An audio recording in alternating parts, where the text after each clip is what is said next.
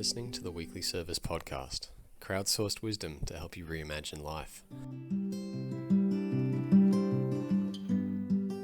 Zora Jane Kerr is a 33-year-old from Canberra. In August 2021, Zora shared publicly for the first time that she is transgender.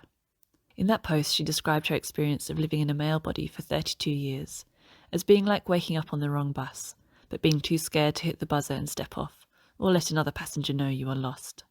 Last year, in a moment of crisis, Zora finally hit the buzzer. Here she generously shares her story of life as a transition. It's a story of hope and change, fitting for her chosen name, Zora, which is of Slavic origin and means dawn of a new day. Zora also references themes relating to mental health and suicide ideation.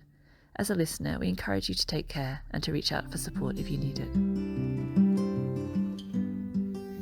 My name is Zora.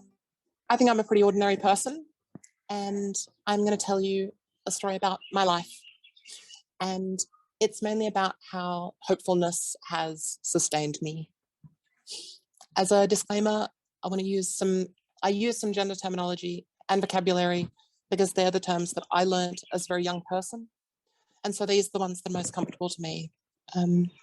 If they cause any discomfort for anyone, I apologise, but I want you to know that I use them because of the comfort they bring me as a speaker, and they're not chosen because of a lack of consideration for anyone who might be listening. This is not the story of the transgender woman, because there's obviously no such thing. This just happens to be my one. This is the story of what gender dysphoria has meant for me in my life. I want to talk to you about 4 different periods of my life that mattered to me. They aren't the only periods that mattered, but they're the 4 that might help you relate to this stranger in front of you. So I mentioned gender dysphoria. That's just the medical diagnosis for what I experienced as a transgender person. So this experience varies from person to person, but if you're unfamiliar with what it means, it's a spectrum of stress that you might feel from a dissonance between the gender or sex expression which is expected of you and the gender or sex expression that you believe is your own. That can manifest both physically and mentally, and is going to differ for everybody, but a common symptom is a negative response to your own body, which is often focused on the body parts that the person feels identify them as that particular sex or gender. If you're unfamiliar, again, this has no explicit bearing on sexuality, so being trans doesn't tell you anything about a person's sexual orientation. I've had some life experiences that most people don't have, but so has everybody else.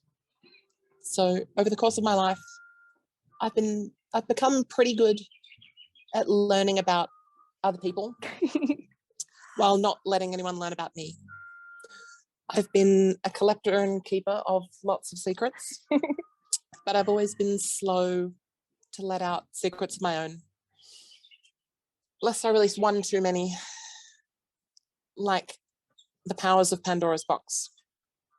And in that story, the world's most great and terrible powers get unleashed onto humanity, but the last one, as the lid of the box closes, one gets left inside. And the last one is hope.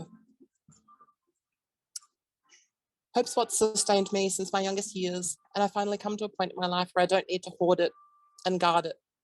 So this is my attempt to let it out and to give that to someone or anyone who needs it.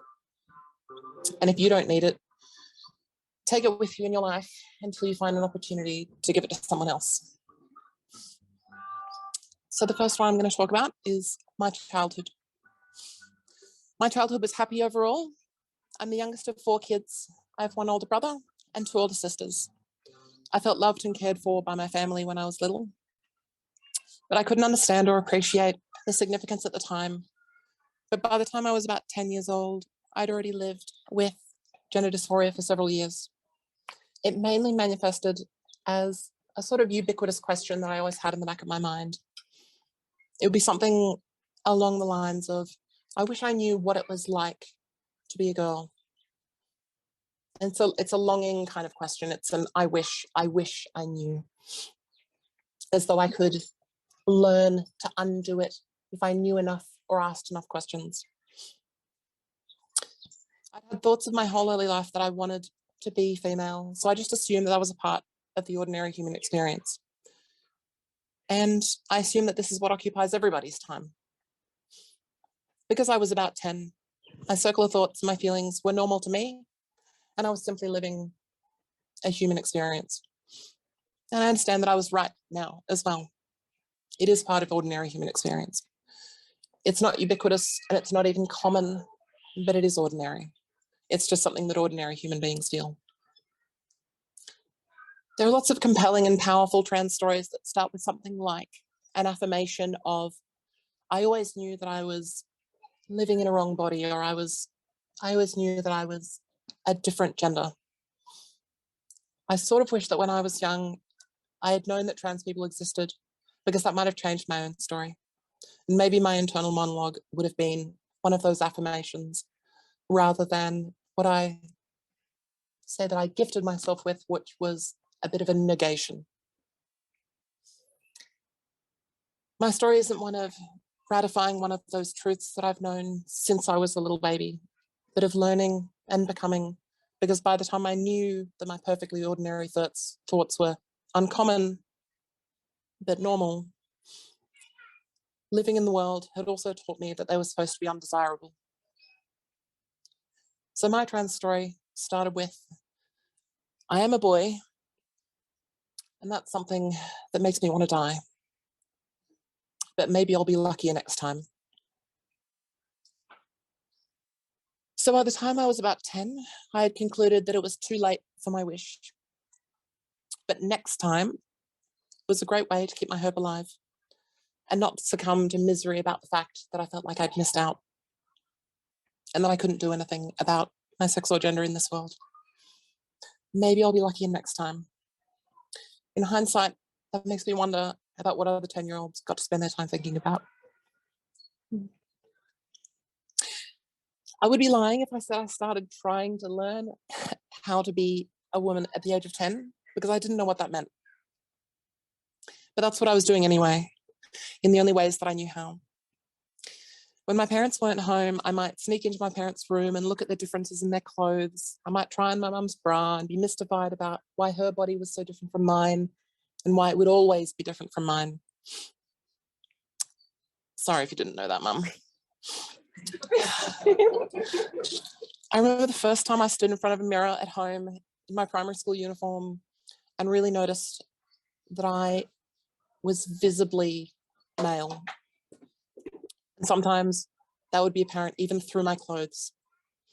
I loved going to the coast as a child, but it still makes me nauseous to think about swimming without a shirt on or wet board shorts. I loved expressing myself when I was young, before puberty. I have fond memories of making up acting performances with my friends and delivering them to teachers, of learning a little bit how to sing from an aunt when I was down the coast with her, leaping around the house, pretending to be a dog, barking at everything. And I love doing those things right up until I internalized for myself that was not the way that boys were meant to behave. I was never really prohibited from doing these things, and I don't believe that it was imposed upon me by my family and friends. These are just things that you pick up when you're living in the world. When you're a child, you don't need words to absorb a lot of the thoughts and feelings of the people around you. Being affectionate was for girls, and dancing was for girls, and singing was for girls. I always wanted to be near the girls at school. I wanted to talk to them and I wanted to ask them about their experiences, but I never really did, because that would have been far too brazen for me. And by that point, this was a secret that I had. And when you have a really secret, you are always feeling as though everyone around you is right on the cusp of discovering what it is. And any little hint might push them over that edge. Something happened when I was young, when I concluded that what I wanted from life would be forever beyond my reach. I developed a fascination with myths about reincarnation and rebirth. I practically fell in love with Hermaphroditus, the Greek god whose body is both male and female.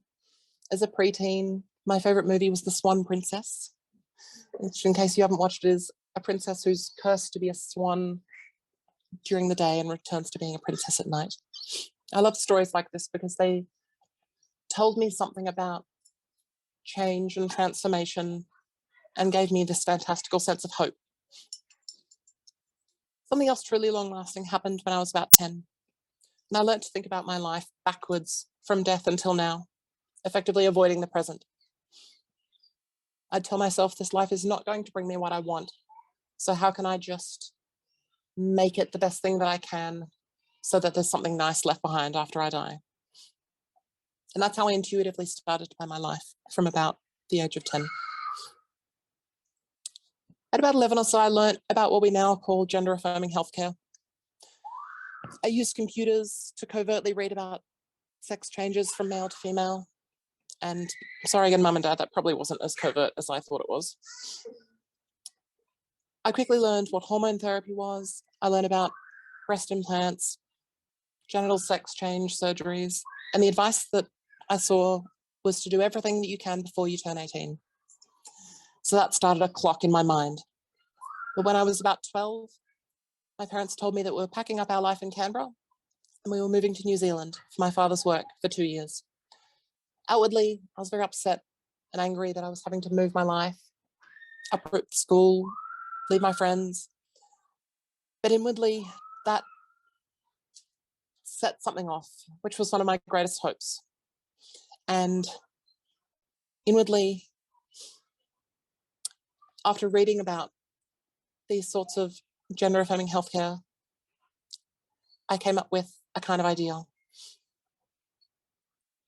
I'd go to New Zealand a boy, and 2 years later, I'd come back a girl. I'd be a new person.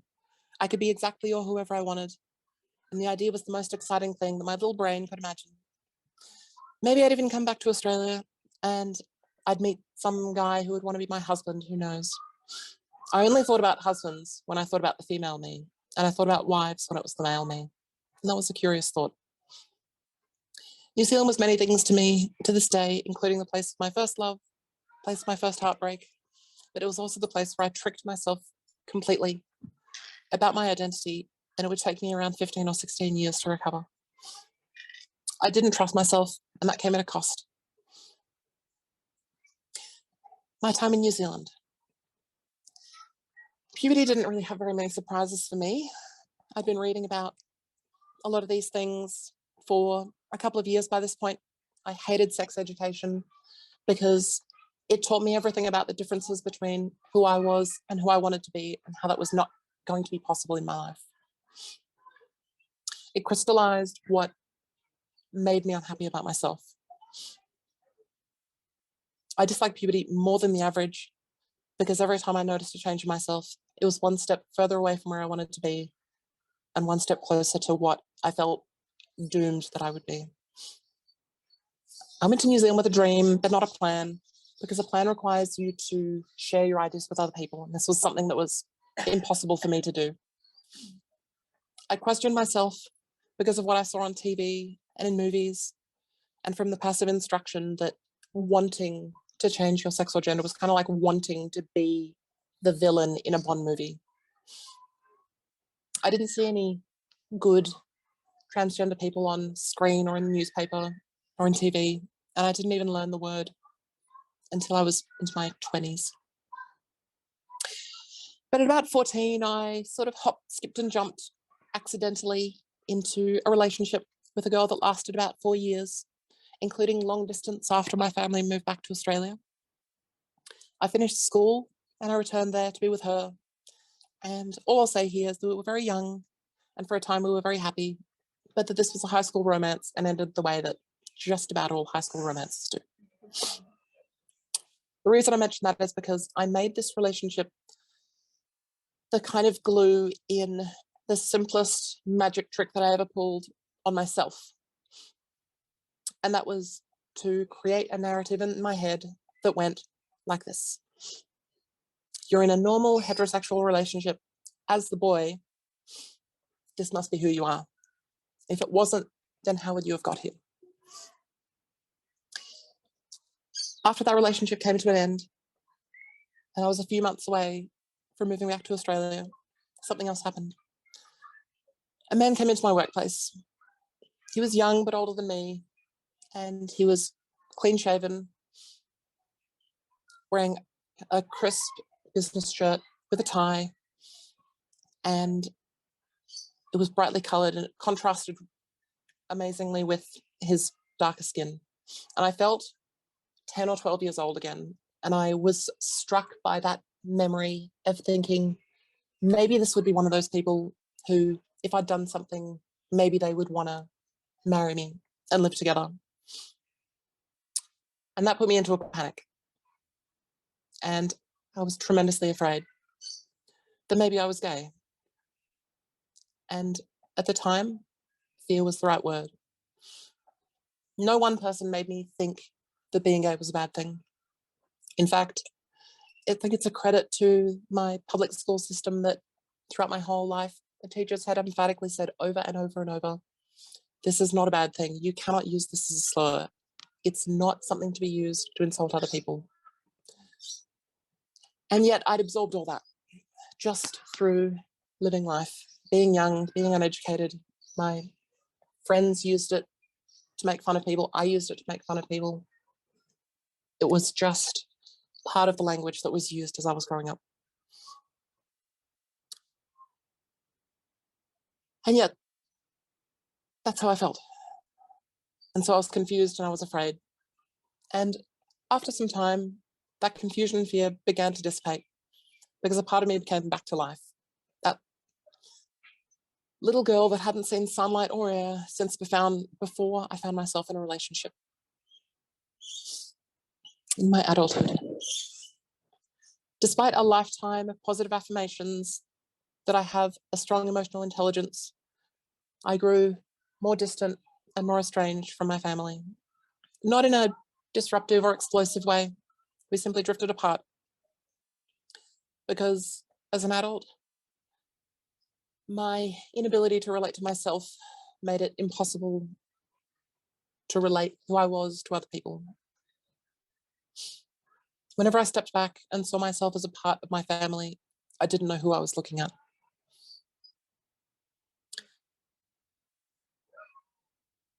For most of my adult life, I've never been more than a day or two away from thinking about dying, thinking about making a suicide plan, or thinking about asking someone to help me. They weren't fantasies about violence. They were just fantasies about non-being, about being away from sensations that made me feel so angry and depressed. It was a kind of escape without escaping. And you might already know that in Australia, we have something of a suicide epidemic, worse amongst men than women. So you might be wondering whether all of these thoughts from a young age through adulthood, whether that's just status quo. If you know anything about the difference in seriousness between, say, men and women's suicide statistics, you might also know something that if you're part of the LGBT community as a whole, you're about between 3 and 4 times more likely to commit suicide than the standard population. Within that group, for trans people, it's between 11 and 15 times as high. So only in retrospect did I understand, or do I now understand, how at risk I was. But at the time, you don't even notice because no one day is really any different from another. So why didn't I escape? Why didn't I give in? I moved back to Australia, and my adulthood until last year was a mishmash of ways I tried to distract myself from a sort of myopic feeling that I was going to die unfulfilled. Throughout my life, the whole of it, I've enjoyed different ways to try and nurture myself and make me feel whole. I've played music, I've painted, I drew, I wrote, I sculpted, I worked metal, played with timber, tried jewelry making. I tried repeatedly to quantify physically what the disquiet inside me was. But stronger than that enjoyment was the feeling of conflict, that if I kept expressing myself, somebody would find out. That if I wrote in a particular way, someone would read it and would know what that secret was. So I figured it would help, but it didn't. But it did entertain me. In a dangerous way, intoxication was where I was the most me. Not dangerous in a conventional sense. It didn't make me angry or violent or unpredictable. It allowed me to let go of the crushing weight of this masculine charade that I'd built for myself and be as joyfully effeminate as I wanted. No prizes to anybody for guessing who was always the one advocating for cross-dressing house parties in college. After all the painting, the drawing, bad poetry, I discovered that I had a knack for accounting. It had its own certain poetry. Nobody would say that I was being a big girl for learning about that. But despite that, and despite getting a dream job in the area, I was so regularly in emotional crisis that by the time I was 25, after a night of planning how I could in my own life, I took myself to my GP and insisted that I go on antidepressants immediately. I started them the same day, and the relief they brought me carried me for 5 or 6 years, but I was never once able to de-escalate them. And every time I did, my life fell into turmoil. By this point, I'd all but dismissed all of my childhood feelings as just that, childhood feelings, fantasies. And over time, I naturally wound up taking the maximum allowable dose of my medication, and it wasn't enough. And I figured what dose would be, because there's no medicine that you can give yourself that is going to inoculate yourself against something that you feel is true. So why didn't I give in? I matured without any understanding of what I now know was the conflict between my desire to remake my body as the way I wanted it to be and my belief that it was too late to do that. It was so entrenched that it became invisible to me. Intimacy was always a problem in my relationships because I never well understood the feelings I was having. And though I still enjoyed romance and closeness to others, I experienced it at a distance from my own body. Growing up without an education in what it means to be trans, I simply did not have the language, the words, or concepts to convey the way that I felt. So I was never really able to process and then explain to myself, let alone anybody else, what it was that I was feeling. Rather than becoming convinced that I did not understand my body, I became convinced that I did understand it and that I was just destined for misery. In hindsight, I understood my body just well enough to mistake a ubiquitous feeling of unhappiness for something that was my fault. So why didn't I give in? At about 31, after about 5 or 6 years of band-aid attempts at self-care and a spectacular, futile attempt at recent dating, I flew right off the edge, and I didn't know that I had. Every time I was in crisis, I didn't know it, because from the inside, it just looked like the rest of my life.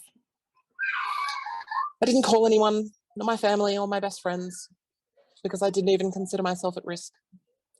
Because what that suggests is that it was a moment that was different from the rest of my feelings.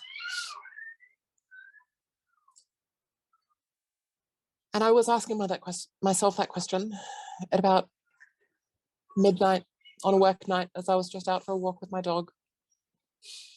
Why don't I do something now? Why don't I just give in?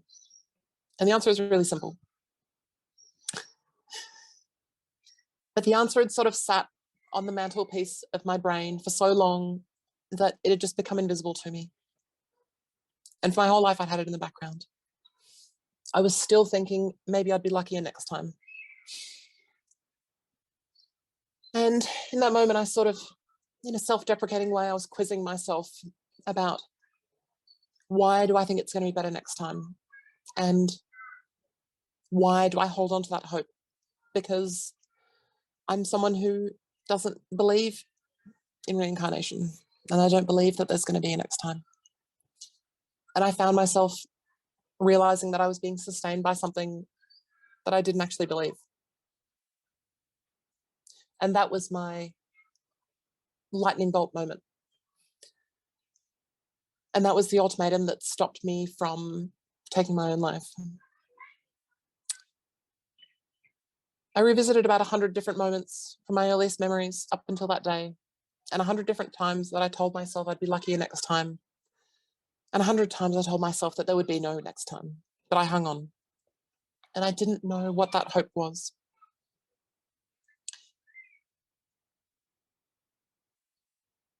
That hope was that I knew, and I hadn't yet told myself that I hadn't tried yet in this life. I was holding on for a next time that I didn't believe in, because I didn't believe that there was going to be one.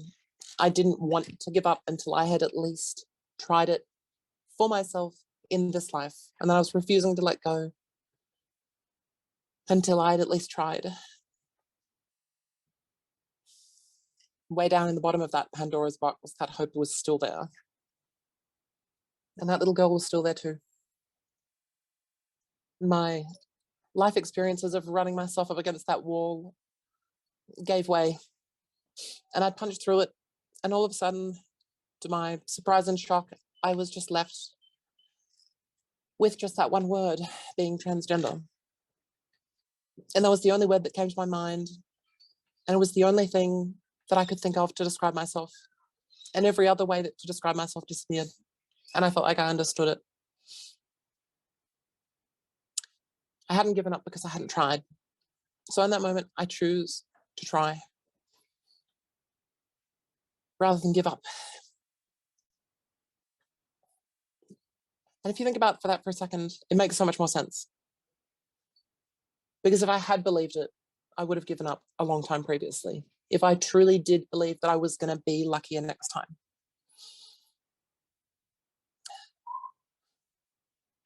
But on that evening, I really believed that I could be who I wanted to be in this one. My transition. I've had a cloud of indecision over my life since my teenage years, but that all disappeared after that evening. My decisions became easy. I had doctor appointments, psychologist appointments, endocrinologist appointments lined up. I contacted surgeons in 5 different countries. I was getting laser and electrolysis hair removal. I flew all over Australia. I was making decisions. They were the easiest decisions I've ever made. And that's coming from a serial ditherer. 4 months later, the longest 4 months of my life, I got a prescription to start hormone therapy, which is taking estrogen and blocking testosterone. And this correction to my brain chemistry stabilized the way I felt in ways that every week or so I have to write down and share with people who are close to me. And I feel like I got my hope back. And the easiest way to illustrate this is that for the first time in 6 years, I was able to wind back my antidepressants that repeatedly saved my life, and I didn't even notice that they were gone. I knew what happiness was again. And for the first time since my childhood, I can now consistently experience emotions more than just depression and rage. I can be moved by things that matter. I regularly cry with happiness, with joy, in response to other people's acts of kindness.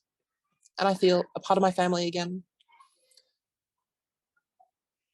In response to the simple truth that life now feels like it's worth living. I never felt excluded from my family because they excluded me, but because I excluded myself. I love you, Mum and Dad. 4 months ago, I underwent facial feminization surgery, reshaping the structure of most of my face to remove masculine features and build feminine ones. And in the days following my surgery, I experienced something that some parts of the trans community call cracking the egg. legions of other people have tried to describe this, always slightly differently, but it is the undeniable no return moment of acknowledging the truth of who you are as a trans person. Pardon the pun, but this was a transcendental experience that I've never experienced before, and I don't think I'll ever experience again because it was so singular. I sat on my hotel recovery bed, and it's beyond me to describe the type of tears that it made me cry, or the relief that it brought me. But I'll give it a little bit of a go.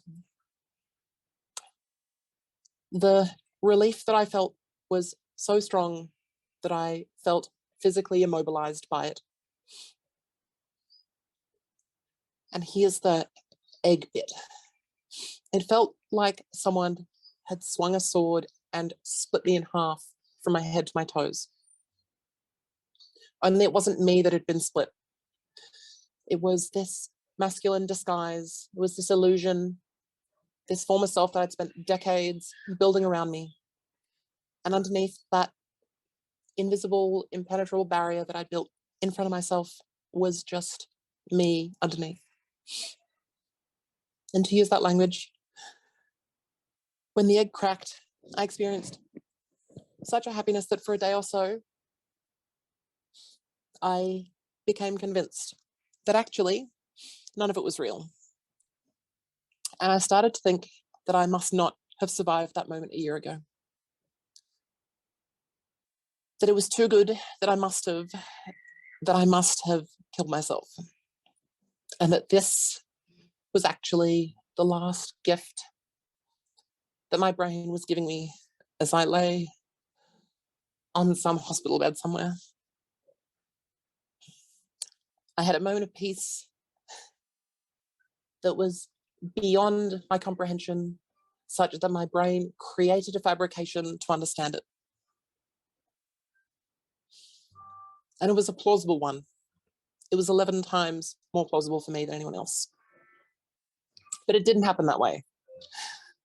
And I really do get to live my dream. And that little girl's hope stayed alive, and she made it. And I don't think about death anymore. And I don't think about my legacy anymore. And for the first time, I don't feel like I have to wait and see whether it's going to be better next time. Because it's enough to just be here and be alive this time. And now this life has just become everything to me. And that is enough for me.